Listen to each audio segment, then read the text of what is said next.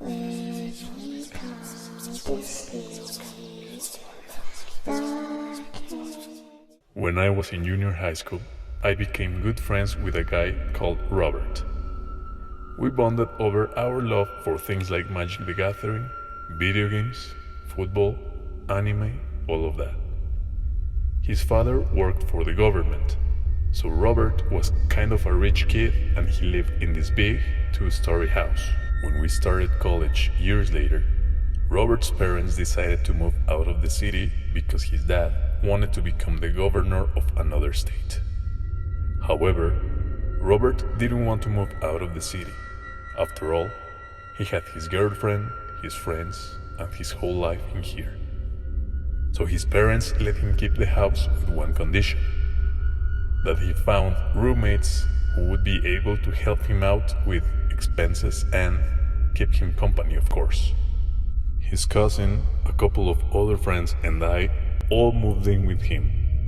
Since I waited until I got my first somewhat decent job, I was the last one to move into the house. Because of this, I didn't get to pick my room, and according to everyone, I would have to occupy the haunted room. When they told me this, I just rolled my eyes because I don't believe in ghosts or the supernatural. However, Robert, at the very least, was being dead serious. He even showed us that he had filled his new room with crosses, amulets, and holy symbols, because according to him, he had had a number of scary experiences in all of his years living in this house. And he told me that his parents, the cleaning lady, and his personal driver all had had similar experiences inside the house. So they all thought there was some kind of entity living in the room that I would be occupying. They even claimed to have seen it a couple of times. It was supposed to be a little kid, most probably a little girl, but no one was really sure. When I was done moving in, we celebrated that night by having some beers and telling stories from when we were younger. After all, we all had known each other for almost 10 years. Robert's cousin encouraged him to tell everyone the scary stories he had endured in the past, especially as a favor to me, since I would be now sleeping in the haunted room. This room was not inside the house like all the other rooms. It was located on the backyard, right next to the laundry room. Anyways, Robert agreed to tell us a couple of stories. As I mentioned earlier, Robert, his cousin, and myself all became friends thanks in part to Magic the Gathering. They also played a lot of Yu-Gi-Oh! In fact, during my time living with them, they taught me how to play it. But that's another horror story.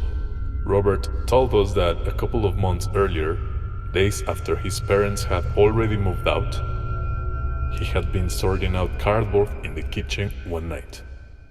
He was all alone because no one had moved in yet. As he was going through his collection, he noticed in the corner of his eye that the chair that was closest to the door that led to the backyard, and therefore to the haunted room, moved as if someone had just taken a seat there. It didn't move violently or anything. He just felt as if someone had taken a seat right in front of him. But the chair was obviously empty since he was all alone. He stared at the empty chair for a couple of seconds, and then, again, in the corner of his eye, he noticed that one of the cards closest to that chair moved slightly. He immediately stood up and ran upstairs to his room, where he locked himself for the rest of the night. The next morning, he couldn't find one card he was sure he had seen the night before. If it was a card from the piles closest to the chair that he felt moved the night before, he wasn't sure. But that was the last time he sorted out cardboard alone in the kitchen. His second story of that night revealed to us why he had decided to fill his room with crosses and amulets and stuff. He told us that one day he was all alone in the living room, trading Pokemon between his two 4th generation games, using his 2 Nintendo DS. His parents were out of town. The cleaning lady had already left, and his personal driver would not return until the next morning. He was done trading Pokemon with himself, so he just turned off one of the games, placed it next to him on the couch, and continued playing with the other DS. After a couple of minutes, he felt as if someone had taken a seat right next to him on the couch. He turned his eyes to the other Nintendo DS, and to his surprise, it was turned on.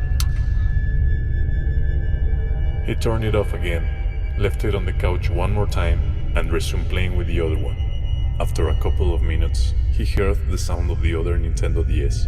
It was turned on again. Robert really freaked out this time, so he just left both games on the couch and he ran upstairs to his room. He was about to turn on the TV when he clearly heard someone coming up the stairs. He says that his first instinct was that someone had broken into the house, so he jumped in front of his bedroom door and he closed it. The steps were getting closer and closer until they stopped right outside his door. He thought that maybe someone was pulling a prank on him, so he asked if it was his cousin or his aunt, but there was no answer. He slowly and silently locked the door, and as soon as he did, someone banged on it really hard. He grabbed his cell phone, ran into his closet, and called his dad, all while crying. He told him someone was inside the house. His father instantly called their driver, so he would go and check on Robert immediately. When his driver arrived, there was no one inside the house, just Robert, still hiding, and that's when he decided to fill his room with holy objects. That night, after Robert was finished with his 2 stories, one of our friends asked me if I still wanted to live in what was supposedly the room of the entity that roamed around the house from time to time. I said there was no problem, and that I thought Robert was very superstitious, so his mind was probably playing tricks on him whenever he was all alone. I lived in that house for about 8 months. While I never experienced anything like what happened to Robert, I can honestly say that if there was ever a time that I believed there was something more in this world, it was during my time living in that house, sleeping on that room. The room was always cold, even if it was extra sunny and hot outside. Another interesting thing that happened is that Robert had a cat, and for some reason that cat kinda moved into my room since I started living there. And then there were my Magic the Gathering cards. I basically had 2 decks, a Dragon Reanimator deck and a Gruul Big Monster deck. Back then, I was really casual about Magic the Gathering. I didn't even know there were things like FNMs or PTQs or bigger tournaments. I just played for fun, at the kitchen table, with my roommates. Robert was really serious about Yugioh, but that's another story that I promised to tell when we hit 1000 subs. The thing is, during my whole time in there, I was never able to keep my decks complete. I'm really careful about my belongings, since I've always paid for my own things and hobbies, and everything. But every time I got a full playset of, let's say, a card like Terminate, it would be a matter of days before I suddenly noticed there was a copy missing. And like I said, I was always extremely careful about where I placed my cards.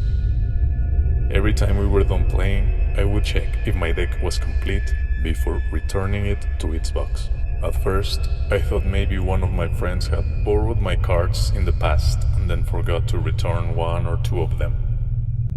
But they always denied that something like this ever happened.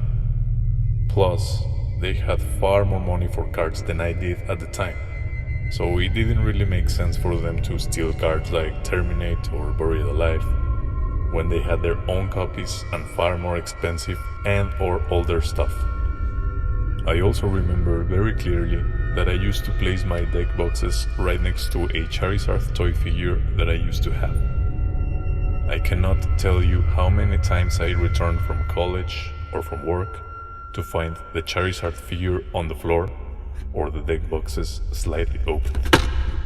Maybe it was the cat, or maybe Robert lied to me about the key that I used to lock my room during the day, and it wasn't the only key to that room like he said.